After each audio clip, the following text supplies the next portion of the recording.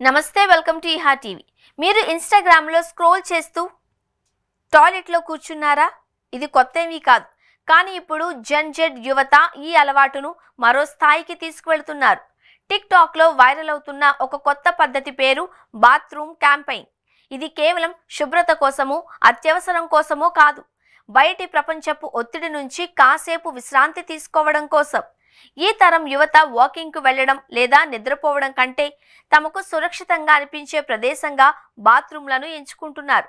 టాయిలెట్లోని lock చేయబడిన స్టాల్లు బయటి ప్రపంచపు ఒత్తిడి నుండి కొంత సమయం దూరంగా ఉండేందుకు వారికి అవకాశం కల్పిస్తాయి.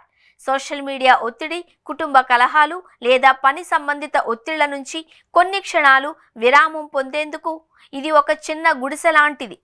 టిక్టాక్ క్రియేటర్ @హ్యాండో చెప్పినట్లు, ఆ బాత్రూంలో నాకు మాత్రమే ఉన్న సమయం. ఎటు వెళ్లదగ్గ బాట లేదు. బహిరంగ ప్రపంచం కనిపించదు. అదే నా శాంతి.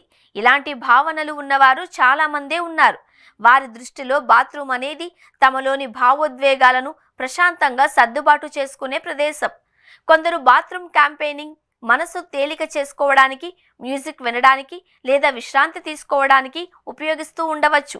అయితే మానసిక ఆరోగ్య నిపుణులు దీనిని చిన్న విషయంగా చూడడం లేదు.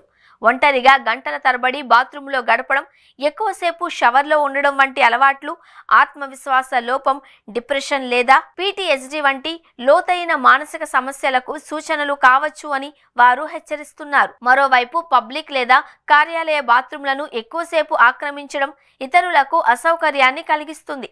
అందుకే కొన్ని సంస్థలు ప్రత్యేకంగా వెల్నెస్ రూమ్లను ఏర్పాటు చేసి ఉద్యోగులకు విశ్రాంతి తీసుకునే ప్రత్యామ్నాయ ప్రదేశాలను అందిస్తున్నాయి. విశ్లేషకుల అభిప్రాయం ప్రకారం బాత్రూమ్ క్యాంపింగ్ అనేది ఈ తరం యువతకు ఉన్న ఒక ప్రధాన అవసరాన్ని ప్రతిబింబిస్తుంది. అదే గడువులు, నిరంతర ప్రతిస్పందన, ఒత్తిడి నుండి తక్షణ విరామం. గతంలో సమాజంతో కలిసిపోయి ఉండాలి అనే భావనతో బతికిన తరం కంటే ఈ తరం యువత తమ మానసిక ఆరోగ్యానికి ప్రాధాన్యత ఇస్తున్నారు. ఒకవేళ అది బాత్రూమ్ తలుపు వెనుక దాగి ఉన్నప్పటికీ ఈ ప్రవర్తన మైక్రో ఎస్కేప్స్ అనే కొత్త సామాజిక ధోరణిలో ఒక భాగంగా చెప్పొచ్చు.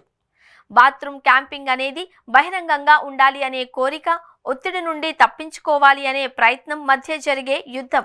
ఇది తప్పు కాకపోవచ్చు, కానీ దీనిని ఒక సంకేతంగా తీసుకొని లోతుగా ఆలోచించాల్సిన అవసరం ఉంది.